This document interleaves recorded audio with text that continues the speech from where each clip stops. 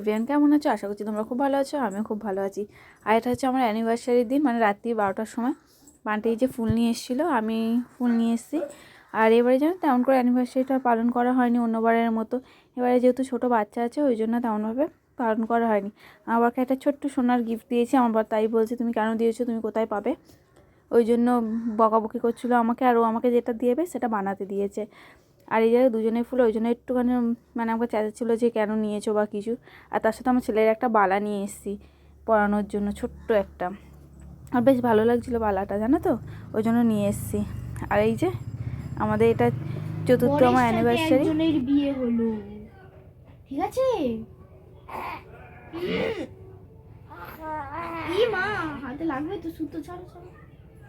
আমার ছোনা ভাই না তুমি? কি হয়েছে ভাই, কি হয়েছে?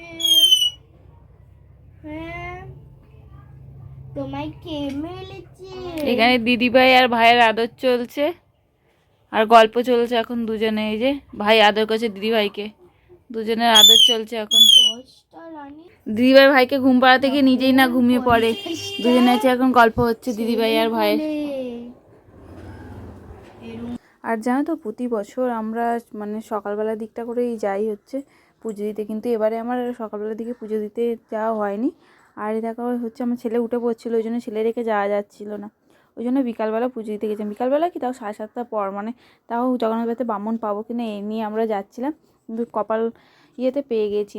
ভেবেছিলাম যে বামুন থাকবেই না, পুজো দিতে হয়তো আর পারবো না, কিন্তু পেয়ে গেছি ঠাকুরের আশীর্বাদে। আর এখানে দেখো একটু বেরিয়েছিলাম, কিন্তু এত ছেলে কাজ ছিল, বাড়ি থেকে ফোন এসছে, সঙ্গে সঙ্গে বাড়ি চলে যেতে হয়েছে। আর এই কেকটা হচ্ছে আমার বর এনেছিল। আর এই কেকটা যেখানে কাজ করে সেখান থেকে দিয়েছিল, যে আমাদের দুজনকে যেন খুব ভালোবাসে ওরা, তো দিয়েছিল ওরা। আর এটা আমার 4 বছরের অ্যানিভার্সারি, এই যে চতুর্থতম। আর এখানে দেখো এবছর আমার ছেলে কোলে নিয়ে আমি কেক কাটছি। প্রতিবার কিন্তু ছেলে ছাড়াই কাটিয়ে যাচ্ছি, তখন হয়নি, এখন হয়ে গেছে আমার ছেলে, ওই জন্য।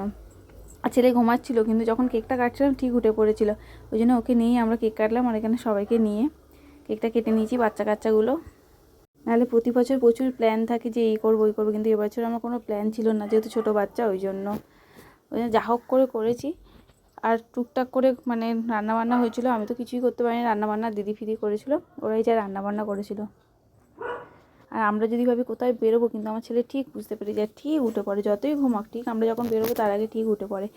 আর ছেলেদেরকে তো যেতেও পারি না, যেহেতু ছোটো ছেলে তো বাইরে দুধ খায় না, বেশ ফিট করে, ওই জন্য ওকে রেখে আর আমি আর বেরোতেও পারি না। ওই জন্য কোথাও এখনও তেমনভাবে যাওয়াই হচ্ছে না, নাহলে প্রতি বছর এদিক ওদিক সেদিকে একটু যাওয়া হয়। কিন্তু এইটুকুতেই অনেকটা আনন্দ, অনেকটা খুশি, যেহেতু সবাই থাকে, সবাই মিলে একটা থাকার মজাই আলাদা।